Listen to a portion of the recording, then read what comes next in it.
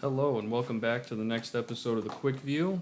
So this is all about Tony Hawk. So I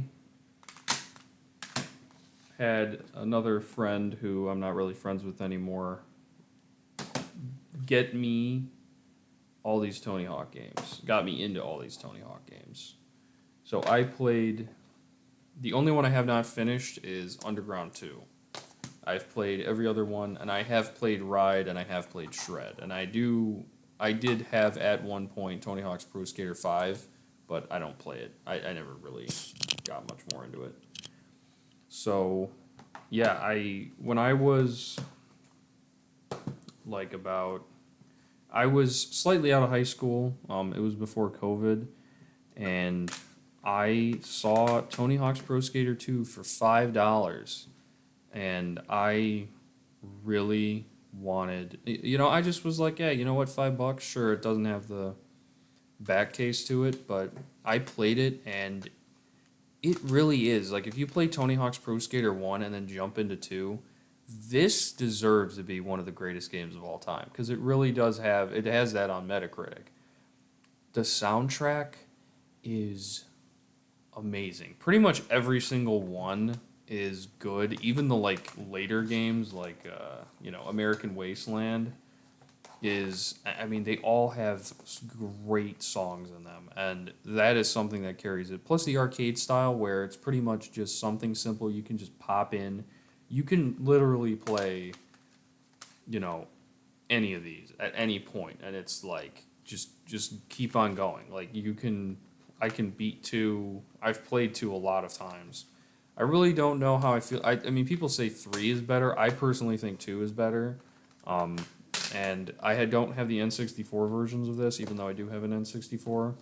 I would say three is probably better on the PlayStation 2, but I think if I'm not mistaken, there are some slight differences in terms of like a lot of this stuff is already damaged when you do environmental damage in this one, and in this one it's already like that. But yeah, I think I would say two is still better, even though three is still an amazing game. Like the idea that they did, all that they had to do is when they went from Tony Hawk One, which I do have, I just don't have it in a like case like this to show. But all they did to make Tony Hawk's Pro Skater 1 to Tony Hawk's Pro Skater 2 is they added manuals, which was just like genius. It could let you just drag your combos on forever and ever and ever if you were so good. And when you're getting to like those insane point combos and you keep on like having to move where it's going like this back and forth, and you have to be really careful that you land everything perfectly in one go. Getting all the icons, it has such good personality, and it continues with three. I think again, this is like people say three is the greatest. I still think two is the greatest, but that's just my opinion. Regardless if it's the three PS1 port, I think the N64 version is even worse than the PS the PlayStation One version.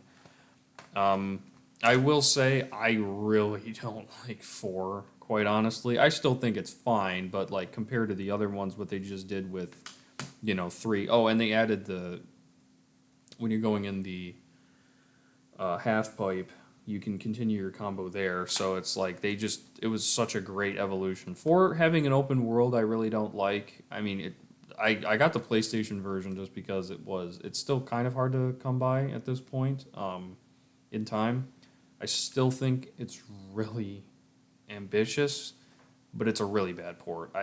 Don't I don't really. But the thing is, it's like the port of Pro Skater 4. Pro Skater 4 really wasn't that good in my opinion. This one is only exclusive to the PlayStation. This is not on N64, but it's just a really meh game. I think this was probably the first like you kind of skip it if you wanted it, but then they just reinvent themselves with Underground, and it is like amazing. I mean, I would say it's just so good. I mean, how could you make an open world, skating game good. That's pretty hard to do. I mean, even with 4, it's like it kind of fell flat on its face, but they gave a story to a Tony Hawk game. It is just phenomenal. It is so good. You know, it's at the peak of when stuff like this could be possible because we don't really have anything these days where a figure like Tony Hawk could do like multimedia branding where he's just, you know, a skateboarder, and he went from this to like he's on TV shows. I mean, he had Bam Margera on in Underground too, but you know, the whole idea of you having a story is just like, how would it work? And it does. And it's like not cringy. It's of its time, I think, but it's not cringy and it's great.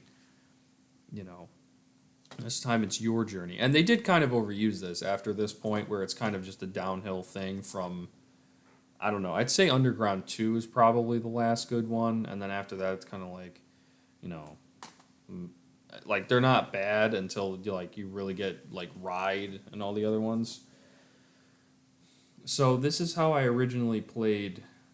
Well, actually, no, that isn't true. I did play 2 first, but then I wanted to play because I just bought an Xbox at the time. Tony Hawk's Pro Skater 2X. I don't know. I love playing this one over playing like a little bit, like a teeny tiny bit, because you just get so many more levels, and you have, I think you have 2 exclusive ones, if I'm not mistaken, only to the Xbox version, and this is an Xbox exclusive because it's just they gave you all the levels from 1 and 2, but the thing is they like didn't change the point system from 1, so if you just manual like one time, you literally just absolutely destroy the game, but it's a really good port. I mean, it's basically just an upscaled remaster, quote unquote, of 1 and 2. So I really liked it. I have put a lot of hours into pretty much every single one of these games aside from 4, because like I said, I don't really like it. But 2, love that. And then you get Underground 2. This is the only one I have not finished at this current time. You can see Bam Margera in there. I don't know. I haven't really finished it because it feels like it's kind of just it's kind of like the end of the road because it's the last one I haven't played. So I feel like if I ever play this, then it's like, well, dang, you know, that's the end of it. It's the same thing with Metal Gear Solid 4. I've never beaten 4, but it's like, it's the only one I haven't played. There's a song on here. I'll look it up on YouTube. I can't believe they got away with that, even when it came out. And then, you know, it kind of just goes downhill from here. Like American Wasteland, it was all right. This is the only one I would keep around because I really do like some of the levels in here. But it kind of just uses like after Underground. Underground was just such a good idea that they basically made it okay. You're the skater. You're the skater. You're the skater in Proving Ground, the one subsequently after this. I don't also know about the GBA or DS ports because I do have American Skateland for DS, but I haven't played it yet.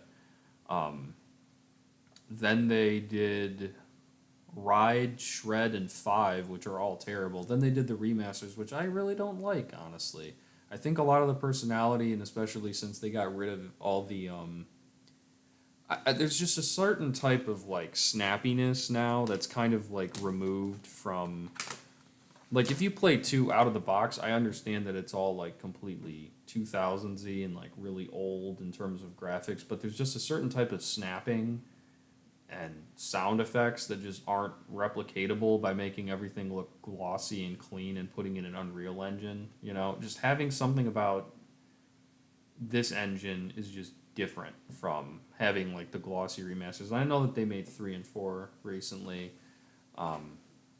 Quite honestly, it's just like, you know, they removed some of the soundtrack in this game, and that's like, I'm honestly almost a crime because of how great this soundtrack is. So it's like the fact that they did that, and then they made it just basically glossy, and they make it also like, you know, you're like they could have literally done ported all of these, made them on one collection for like they could have even done 2. They could have done the Pro Skater series and then done Underground 1 and then have the rest of them on another disc. I mean, they could have done that. They could have literally done anything with how monumentally popular this was. They could have literally done the Pro Skaters by themselves and just include like the mobile versions, like or something, and just put it all on one, and then do like, Wasteland, Project 8, all the other ones, like, even, I mean, not Ride or whatever, but they could have done a lot.